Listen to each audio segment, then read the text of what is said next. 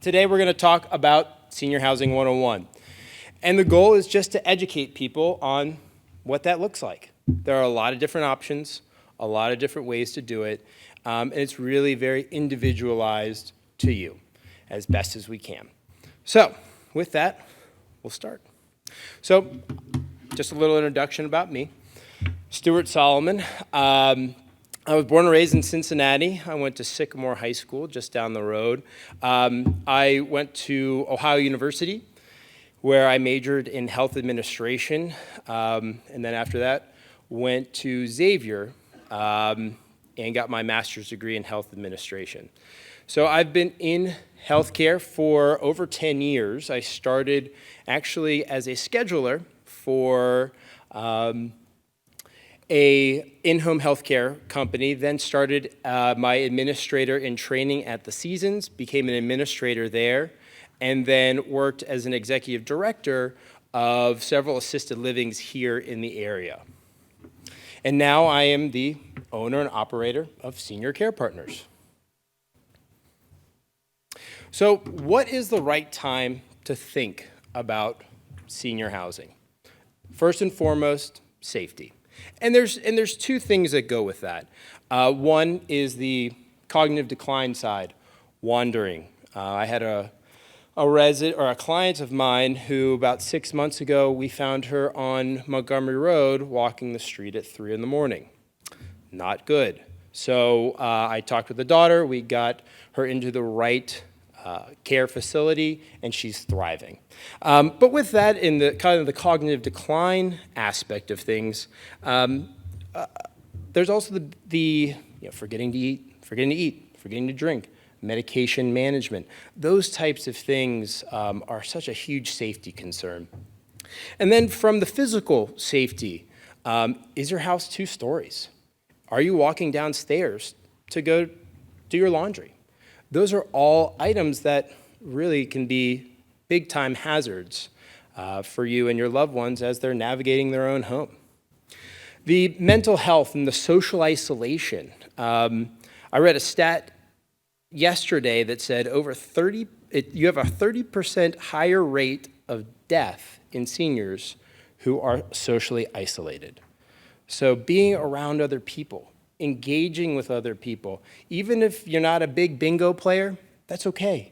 You still can engage, in meals. Just being around other people is such a huge advantage and really lifts a lot of spirits. And then lastly is simplification of life. I would love to not have to, change a light bulb in my house or mow the lawn or put down mulch or whatever that looks like. All those things are done for you in that senior community.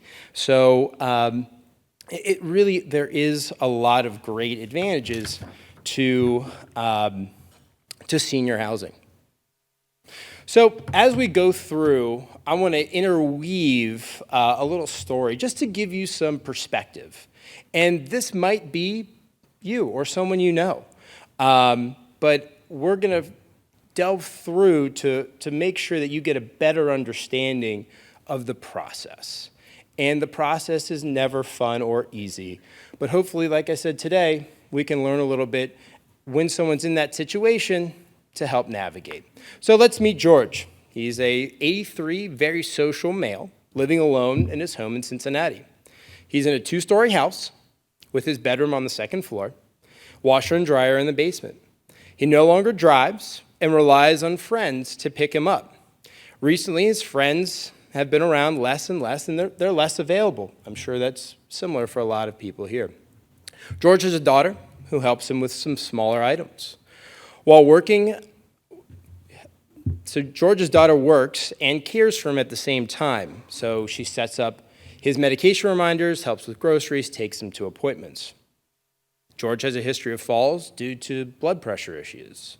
He has diabetes that he monitors himself, takes medications in the morning and at night, but has become more forgetful has become more forgetful to take his medication on time. So those are all big, there are some red flags, certainly, as we're working with George. So what is Medicare, what is Medicaid, and what is private insurance? So with Medicaid, that is an asset-based insurance. So with that, you have to have under $2,000 of assets and make less than $2,500 a month. So for those people who have pensions or a Social Security, you have to make under that $2,500 per month. So what that is, with people that are under 65, so there are some people who do take Medicaid earlier. That is just their primary insurance. And those for 65, Medicare becomes their primary insurance, and Medicaid becomes their secondary insurance. So as we're talking further today about Medicare plans, Mike, who's going to be discussing that, we'll talk more about that. Now, Medicare, that's for all people over 65. You can take it a little earlier, but by and large, it's for people over 65. So there are 4 parts. The Part A, that's your hospital stays. Those are your doctor's appointments. Those are some home care portions. There's your Part B, which is your outpatient therapies. Some doctor's visits are covered under your Part B, but mostly that outpatient therapy. Part C is the Medicare Advantage plan. Again, Mike will really touch on that much more. And then Part D is the medications. And in the recent years, that donut hole has been closed, so they're covering more and more as we move on. Now, private insurance, that's the under 65, that's your primary insurance. Sometimes people over 65 choose to take their private insurance over Medicare if they're still working. That's obviously up to you. And again, Mike will talk about that further. And then with that as well, the private insurance is called the supplemental insurance. So that's Medicare is your primary. The rest of it would be covered through your supplemental insurance. Again, Mike will talk about that more as we're moving forward. So let's meet George again. George fell as he stepped out of the shower. He lives alone, and he's unable to call anyone to make it to the phone. His daughter discovers him on the floor after she's unable to reach him. He was sent to a local hospital and EMS. So how do they qualify for their Medicare benefits? Well, you have to have a 3-day or a 3-midnight stay. You have to be admitted into the hospital. That's when your Medicare activates, and you're then able to be transitioned to that rehab facility. How does a patient know which rehab to go to? Well, I would say first and foremost, the location is always the biggest thing. If you're going to go somewhere, be as close as you can to a family member. That engagement is so critical, especially in rehab. No one wants to be in rehab, to be very honest. I don't think anyone here wants to be in rehab, but it really is such a vital part of getting back to your baseline because of the intensity of that rehab. In rehab, you're going to get 6 days a week of PT, OT, speech therapy. Where if you were to go home, you might get 3 days of that, and it's for a half an hour. And really what the in-home, that Part B insurance is really just to maintain the new baseline that you're at, where rehab is to take you from someone who's been sitting and laying in the hospital for 3 midnights back to that new baseline or back to your old baseline as best as you can. So how do you know where to go? I think location, location, location. Also looking on the CMS website. There is a star rating that you're able to look at, and that rates based on quality of care, staffing, and their surveys. Obviously, 5 stars is better, and then it goes down from there. I do work, just in my career, I've worked with every single rehab in the city, and I've had great experiences at 3 stars, and I've had terrible experiences at 5 stars. So that's why I say location, location, location. Make sure that your family is touring as best you can at these communities, because there is a feeling of comfort when you walk in. You want to make sure that you feel comfortable with that place, because that's where you're getting, that intensive care. So skilled nursing versus long-term care. We just talked about that you have to have your 3 midnights admitted into the hospital. It is a short-term stay. So the average length of stay today is probably 20 to 30 days. When I first started my career, we would have people for 60 days, 80 days. And that's a kind of a combination of medical technology being much better, but also Medicare trying and the insurance companies maybe trying to push people along as best they can. So the average length of stay is about 20 to 30 days. So if you are thinking about moving into an adult or a senior community, that doesn't give you a lot of time. So what the focus there is that occupational, the speech, and physical therapies. So you'll get at least one of those a day. Most of the time you're getting 2. Now this is covered by your Part A Medicare. With that, the first 20 days are covered 100%. Let's say you have Medicare as your primary and you have a supplement. And again, Mike will go into this a little bit more after me, but your Part A, that covers the first 20 days, 100%. On day 21 to 100, they cover 80%.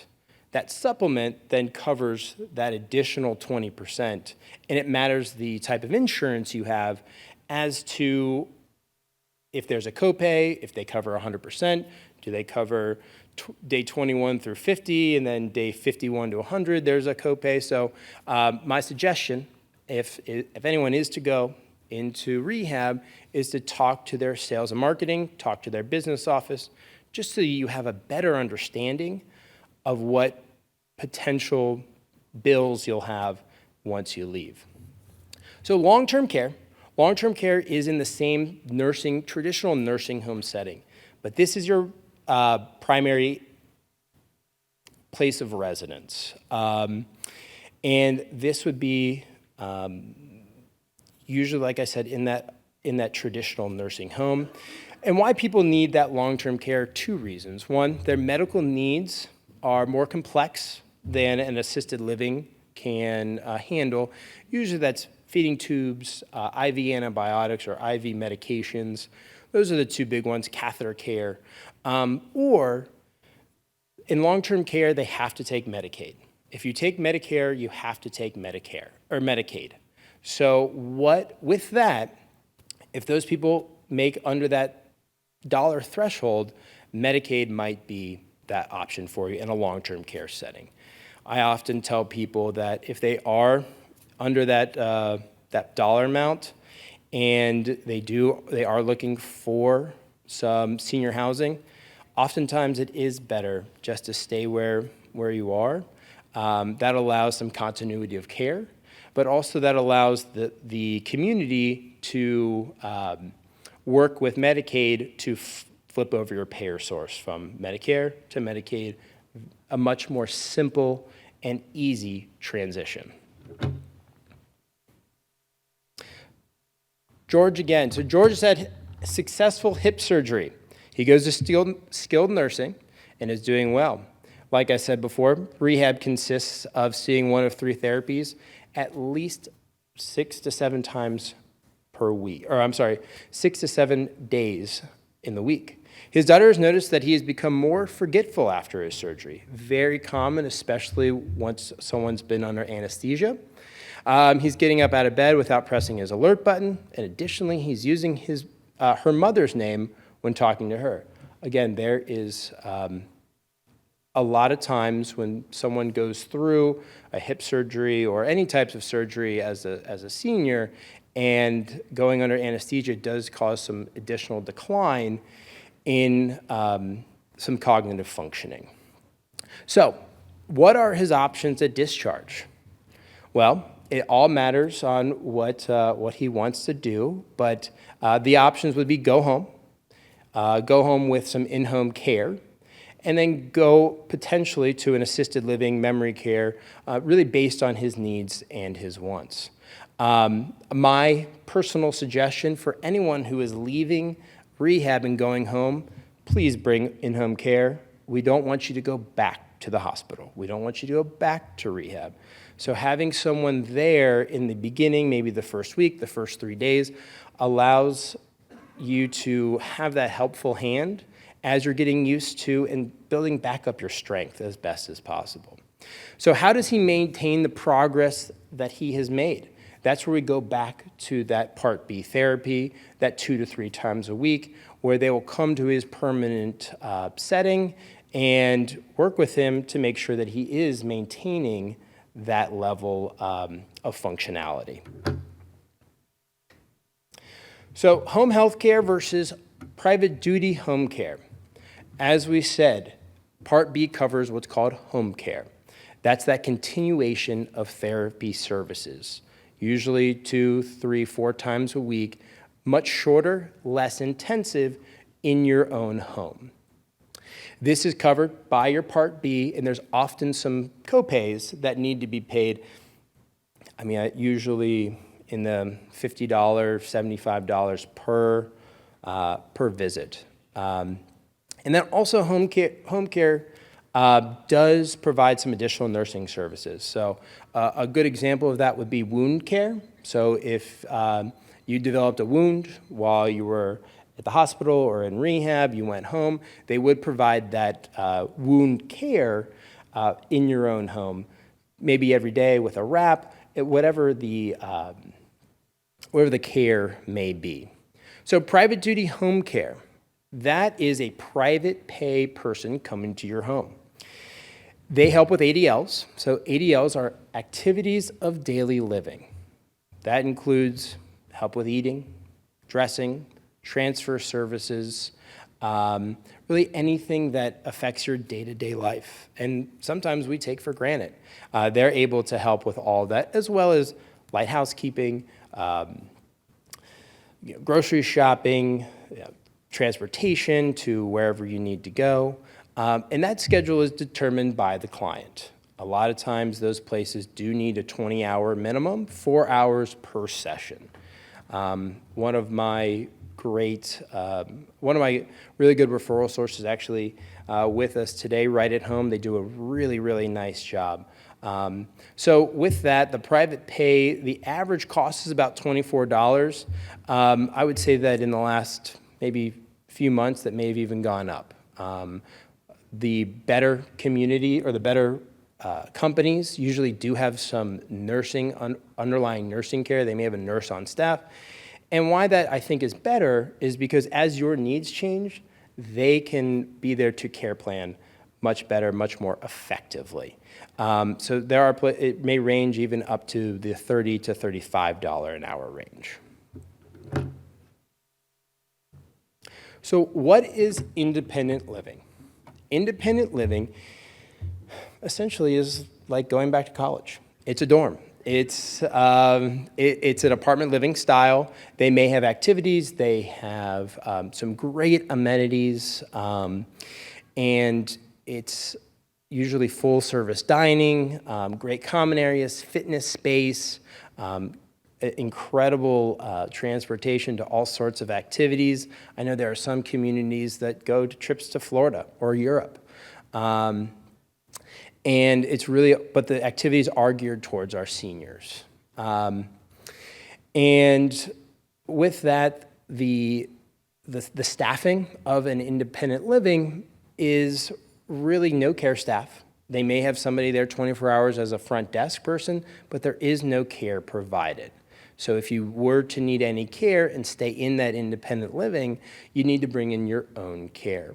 So with that, an apartment usually costs around $3,000 a month. There are some that are much more. There are some that are less. Again, it just depends on your financial needs and location and where you want to be.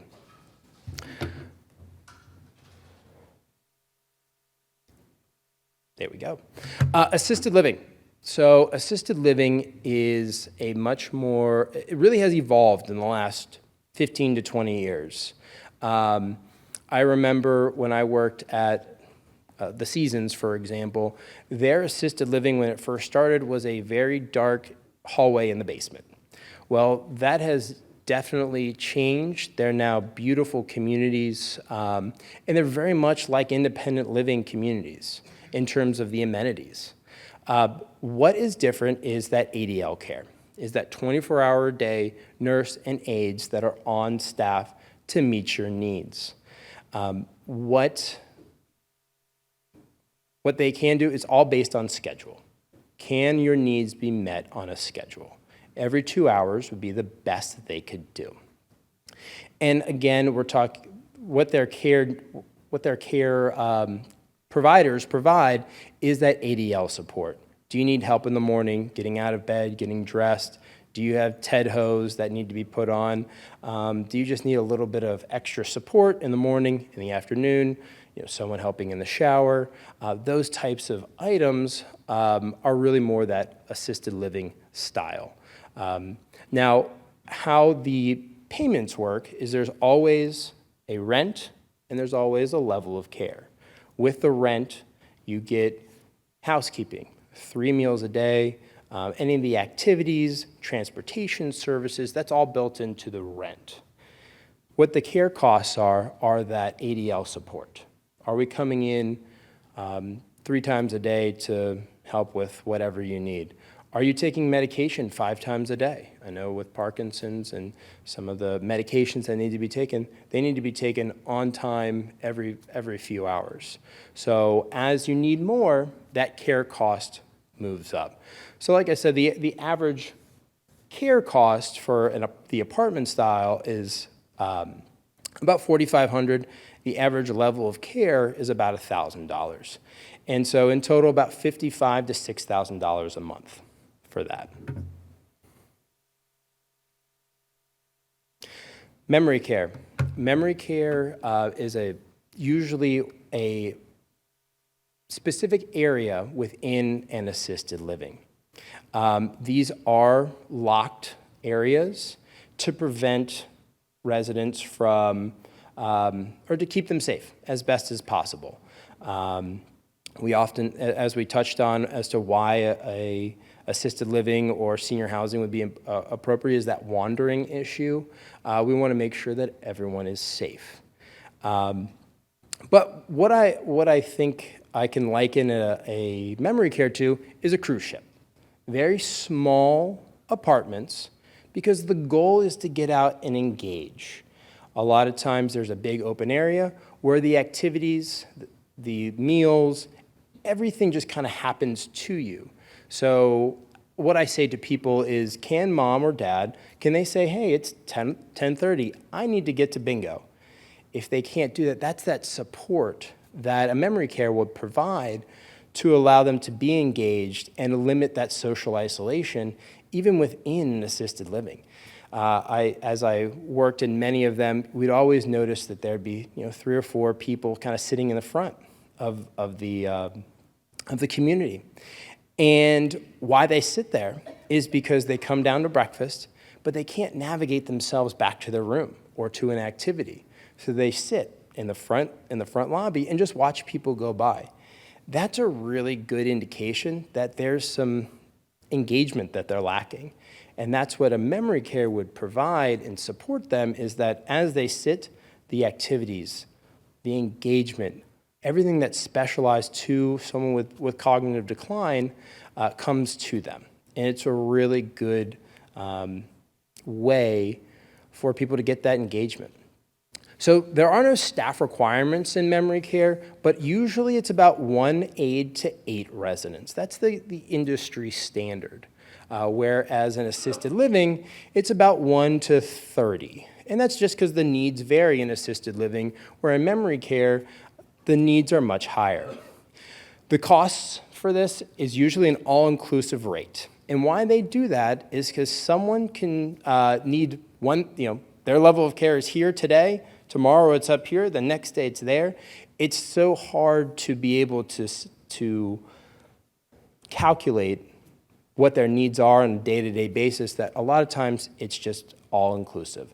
It allows people to just get the care that they need and find that engagement that they certainly deserve. So the average cost is about $6,500 to $7,000 a month.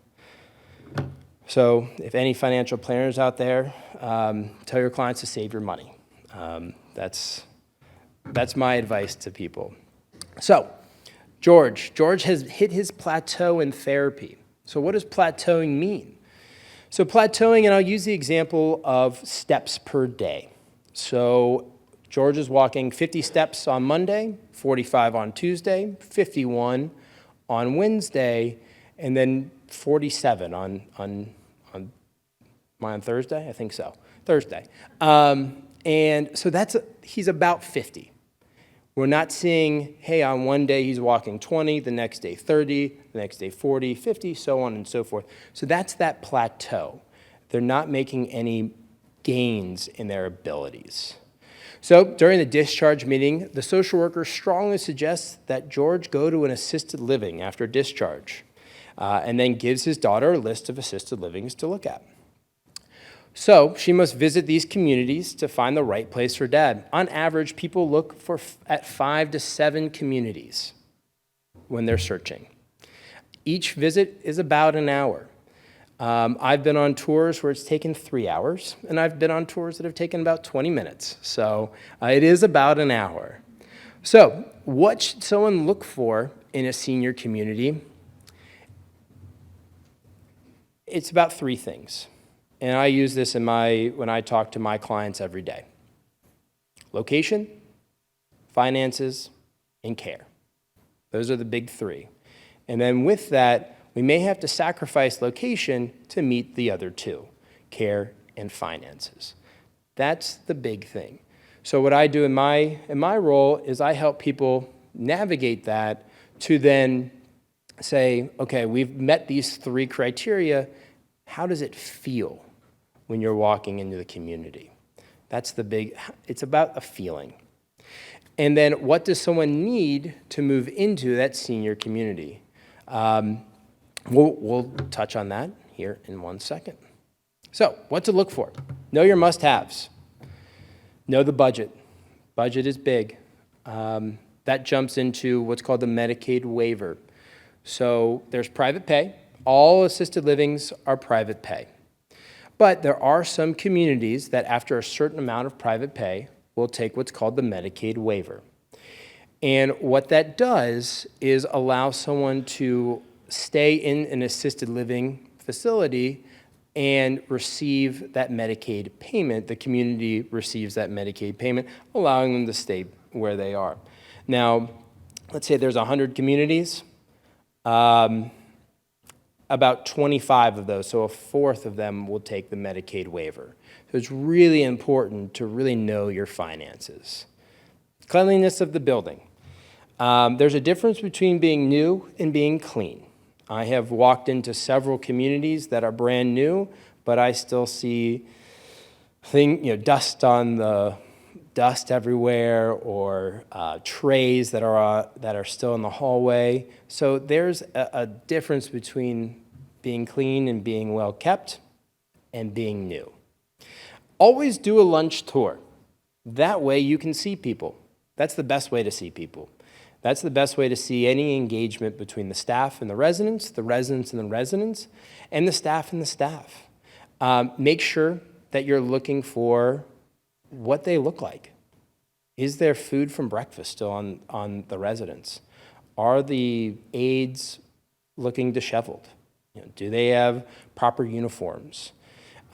And then the friendliness as well on the staff. I have given many tours in my day, and as I'm walking down the hall, you'll get the staff just scatter. I would just tell people, I say, please just say hi. That's all I need from you, is just to say hi. I think that's just indicative. Those things are all indicative of the culture. And what that really means is, yeah, things will go wrong. That's okay. But how do those communities change, and how do they meet those challenges as they arise? Diverse activities. Activities should be about 7 to 9 activities per day. Not all activity director led. There are some, we find a bridge game. We'll have bridge set up in the corner, or whatever card game that you like, or there's puzzles, or there's some engagement that doesn't need to be activity director led, that could be resident led. make sure there are a diverse amount of activities. And then reviews. Reviews are not always the most telling of things when you are looking for senior housing. Usually what happens is on a review, like all things, is you get the people who love it and the people who hate it. And you always get a disgruntled employee who says, this place is the absolute worst. I can't believe I worked here. They are the worst place I've ever been. They also neglect to tell you that they were late every day for a month, or that they just didn't help the residents, or they weren't timely enough, or they were just bad employees. They usually forget to mention that. So reviews are always something that we want to be mindful of, but not always take a lot of stock in. What do I need to move in? Now, again, I harp on budget, but also know your payer source. There are some people that get long-term care insurance. Make sure that you have contacted that company. Make sure you've started the claim. And for those helping either their spouse or maybe a parent, make sure that you're on the policy, that you can call and ask questions. What has happened in the past is I've had a resident who came in independent and had a stroke. Were unable to make any decisions, were not able to articulate much of anything, and the daughter was essentially locked out of their long-term care insurance policy. Couldn't ask questions, had to go through a rather difficult process of getting that done. Additionally, from a payer source perspective, there's an additional payer source for veterans out there. So if you have served during time of war, you can receive some benefits. It's usually about $2,700 a month, and then a spouse can also receive that as well if that veteran has passed. So make sure that you do have your discharge paperwork from that. There are several companies out there that can help navigate that. But as someone who has served during time of war, please make sure that you're looking out for that. Now, you do have to be under a certain asset threshold. I think it's $130,000 of total assets. But hey, $2,700 a month is not chump change. So utilize that as best as you can. Move-in documents, the most important thing to move into a community. These are all needed by the state of Ohio. Trust me, the state of Ohio looks through all of these documents to make sure that they're there, to make sure that the admission process is completed. A history and physical, that must be signed by a physician. Usually what happens when you are in rehab, the doctor that is on site will just sign it. It's very easy. If you're moving from home into a community, make sure your doctor gets it done timely. There have been many times in my past where admission has been delayed because the doctor won't sign, or he's on vacation, or whatever that looks like. Power of attorney, make sure you have copies of that. Living will, and your DNR paperwork, a signed agreement, and then a face sheet to determine who to call in emergency. All that paperwork will be given to you as you move in from that specific community. Furniture, it's a big question. Your own versus buying new. I always say, bring as much of your things as you can. It creates that home-like environment for you. This is a big transition for a lot of people. And we want to make sure that it goes off as best as possible. And a lot of that is feeling comfortable in your own space.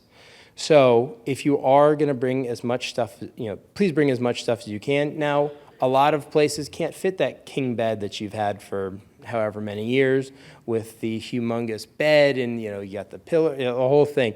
That usually doesn't fit. So make sure you are bringing the right amount of stuff to make sure that the room is usable. We don't want anyone tripping and falling, but also feeling as home-like as possible. Now, some people will just buy all new stuff, and that's great. You go to Value City, you can literally buy an entire apartment. And people do that. They have it sent, it's shipped, it's put together, and their loved one just walks in and boom.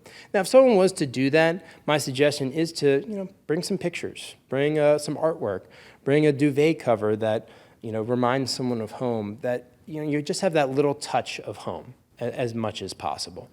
Clothing. This is the most difficult thing to think about. It's, your closet is not going to be the same. Just telling you that right now. My suggestion is to bring about 2 to 3 weeks of clothing.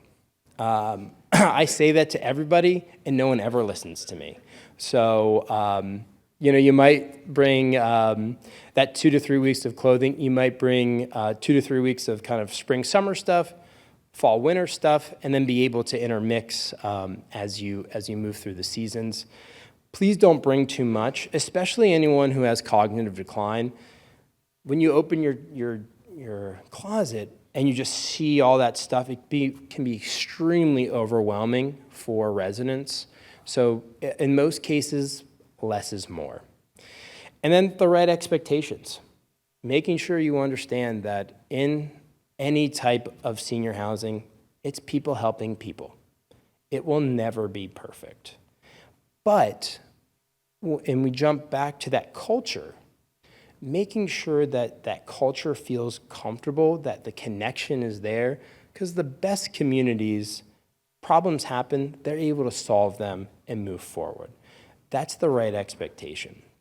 My last piece of advice is if you're moving in a spouse, or you're moving with your spouse, or you're moving a loved one, get the nurse's cell phone. Nothing ever happens between 9 and 5. Nothing. I swear. It's always at 3 in the morning. And also at the same time, you have a question. Well, you never think of it until you're laying in bed at 11 o'clock and you need to ask a question, or there's something that's come up. Make sure you have that cell phone. Make sure you can ask those questions. Make sure that you can communicate thoroughly with the staff to make sure that it's not, if something was to go wrong, we're not pounding our fists on the table, but working together to make sure that really has there's been a conclusion to that. So with that, just a little bit about us is we help people navigate senior housing. This is, we are 100% free to you guys, and we are a resource. So if there's anyone who needs that or thinking about that, please come see me. I'll be in the exhibitor area, happy to answer any questions. We are free. We do, to you guys, we do get a referral fee from those communities or the services that we provide. So with that, my contact information, any questions for me? That's a great question. Selfishly, I would say call me. But really, I think at the end of the day, it is just going and seeing. And I think a lot of it does come from personal experience or people you know, but with the understanding that nothing is perfect. They won't broadcast, hey, we take Medicaid. They don't really want someone who has Medicaid because that hurts their financials. But it's asking those questions, having a better understanding from being here to say, hey, what does this look like? And I think a lot of it has to do with the feel that you get. You can really tell very quickly once you walk in. Like I said, hey, is there food on people's shirts? Or, hey, does it look like Mrs. Smith has worn the same outfit for 3 days? I think you get a lot of knowledge and understanding based on just the observations that you make throughout the day. Now, the financial piece will be something different. Just be mindful that it's probably going to be $5,000 to $6,000 a month, at least to start. There are some different places that are a little less, and there are some places that are more. I'd say if it's a newer community, just in general, it's going to be on the higher end. If it's an older community, it'll be on the lower end. I'll use a good example. There are 2 places right down the street from here. They're literally almost next to each other. They're a mile apart. One is brand new. They're about $7,000 a month. One is actually right across the street from here. They've been here for about 20 years. The place that's been here around about 20 years usually tend to be lower, and they tend to usually take Medicaid. So just kind of keeping that in mind as you're going through. They are inspected, absolutely. So to get that CMS, a similar CMS report, they do have to keep it on, they have to keep the latest survey on site. So you can ask for it, it should be behind the desk. It might not be the most telling, but it is there. And I think if you can see that there's a pattern of, hey, your admissions paperwork isn't up to snuff. Again, that goes back to culture. Are they detail-oriented enough to meet mom's complex needs? Right. So the question is does hospice essentially, can hospice allow people to stay longer? The answer is oftentimes yes. I think it depends on the specific person. What happens with hospice is you can go on hospice, really at any time, just as long as you have a diagnosis that is uncurable. And there are certain criteria that go into that. Probably about 3 years ago, Medicare changed the way that they did that. It used to just be failure to thrive. And we'd put everybody on hospice because it provides a little extra care. In the beginning, when you are relatively high functioning or higher functioning, it just might be a shower and some additional support. As you need more, they kind of take over from that assisted living to provide that more and more care on top of what you're getting from the assisted living. So I would say yes, but not in all circumstances. Just depends on how quickly they decline, and if they are declining but plateau, and the everyday needs are very high, and hospice isn't coming in 24 hours a day, there might be some discussion. My suggestion, honestly, would just to have a meeting with the DON or the Health and Wellness Director, the hospice rep, and just make sure that everyone knows who's doing what as best as possible. No, it's all Medicare. It's all Medicare criteria. Through your Part A insurance. Yeah. So it's all Medicare. Yeah, which is lovely. But I mean, I've had people who have been on for 2 years, and they just slowly start to decline. They meet the criteria, the medical criteria for hospice. Hospice doesn't mean end of life. It can really be supportive for an extended period of time. And then as someone is declining and in their final days, they're there 24 hours. So they really take over completely from that community. Yep, exactly. They just come in and support additionally. No, it would be an outside person. Yes. Yeah. I'm not sure if this will be addressed later, but that transition to the Medicare waiver. Medicaid waiver? Yeah, I get it confused too, don't worry. Yeah, can you address how that happens? Just you spend your Yeah, so you have to spend your money on that person's care. So you have to liquidate all assets, so a house, and that's usually a big thing, is the house is the biggest asset that you have. So what I've done with a lot of people is they have enough money to maybe cover the first couple months, and then they sell the house quickly, take the chunk of money, obviously contact your financial planner to maybe help elongate that amount of money, but that money has to be spent on that person's care. And there are some rules behind that, but as they're transitioning to the Medicaid waiver, usually calling just Council on Aging, and they'll kind of start you with the process. But you just need to make sure that, again, I'll use the house example.